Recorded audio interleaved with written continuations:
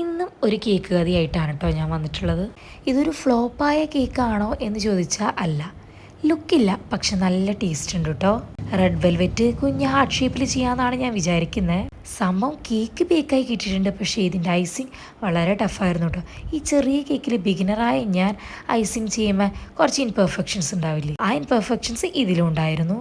കാണാനുള്ള ലുക്കില്ലാന്നേ ഉള്ളൂ, പക്ഷെ നല്ല ടേസ്റ്റ് ഉണ്ടായിരുന്നു കേട്ടോ ഐസിങ് ഒക്കെ ചെയ്ത് വന്നപ്പോൾ. പിന്നെ നമുക്ക് ചെയ്യാനുണ്ടായിരുന്നത് ഒരു 1/2 കിലോൻ്റെ കേക്കായിരുന്നു കേട്ടോ. പൊന്തി നിൽക്കുന്ന ഭാഗമൊക്കെ നമ്മൾ കട്ട് ചെയ്ത് മാറ്റി ത്രെഡ് ഉപയോഗിച്ച് 3 ലെയറാണ് കേട്ടോ നമ്മൾ കട്ട് ചെയ്തെടുത്തത്. 250 ഗ്രാം കേക്കിൽ നമ്മൾ 3 ലെയറേ കട്ട് ചെയ്തെടുക്കാറുള്ളൂ. കാരണം പൊടിഞ്ഞു പോകുന്നുള്ള ഭയങ്കരമായ പേടി കൊണ്ട് ഞാൻ 3 ലെയറിൽ വെച്ച് നിർത്താറാണ് കേട്ടോ പതിവ്.